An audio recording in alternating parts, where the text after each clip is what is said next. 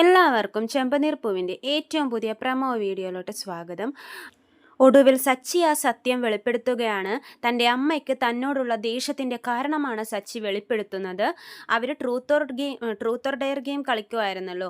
അതിൻ്റെ ഇടയിൽ സച്ചിയോടായിരുന്നു ചോദ്യം. ട്രൂത്ത് പറയാനായിരുന്നു ആവശ്യപ്പെട്ടത്. അപ്പോൾ സച്ചി ആ സത്യം അങ്ങോട്ട് തുറന്നു പറയുവാണ്. അമ്മയ്ക്ക് തന്നോടുള്ള ദേഷ്യത്തിൻ്റെ കാരണമാണ് സച്ചി വെളിപ്പെടുത്തുന്നത്. ചെറുപ്പത്തിലൊക്കെ അമ്മയ്ക്ക് ചന്ദ്രയ്ക്ക് സച്ചിയോടായിരുന്നു കൂടുതൽ കാര്യം. അച്ചമ്മയുടെ വീട്ടിലൊക്കെ വന്ന് നിൽക്കുമ്പോൾ അച്ഛനെയും അമ്മയെയും കാണണമെന്നൊക്കെ പറഞ്ഞ് സച്ചി ചെറുപ്പത്തിൽ വളരെ കരച്ചിലായിരുന്നു. അത്രയ്ക്ക് സ്നേഹമായിരുന്നു സച്ചിക്ക് അമ്മയോടും അമ്മയ്ക്ക് സച്ചിയോടും. ഇത് പറയുമ്പോൾ വളരെ വികാരനിർഭര, അതായത് സങ്കടം വന്നിരിക്കുവാണ് നമ്മുടെ ചന്ദ്രമതിയും സച്ചിയും ഒക്കെ. വളരെ ഇമോഷണലായിട്ടാണ് ഈ കാര്യങ്ങളൊക്കെ വെളിപ്പെടുത്തുന്നത്. ഒരാൾ ചെയ്ത തെറ്റ്, ആ ചെയ്ത തെറ്റിൻ്റെ ഫലമാണ് ഞാനിന്ന് അനുഭവിക്കുന്നത്.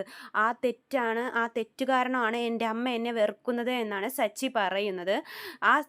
അതെന്താണ് ആ തെറ്റെന്ന് സച്ചി പറയാൻ പോകുമ്പോഴേക്കും നമ്മുടെ അച്ഛന് ഒരു വേദന, നെഞ്ചിലൊരു പെയിൻ വരുവാണ്. അങ്ങനെ അതവിടെ വെച്ച് നിർത്തി. പക്ഷേ ആ സത്യം എന്താണെന്ന് വെച്ചാൽ, സുധി ചെറുപ്പത്തിൽ കാണിച്ച ഒരു ചെറിയ തെറ്റിൻ്റെ, ഒരു ചെറുതാണോ വലുതാണോ എന്ത് തന്നെയായാലും തെറ്റ് തന്നെയാണ്. ആ തെറ്റ് നമ്മുടെ സച്ചിയുടെ തലയിൽ കെട്ടിവെച്ചതാണ്.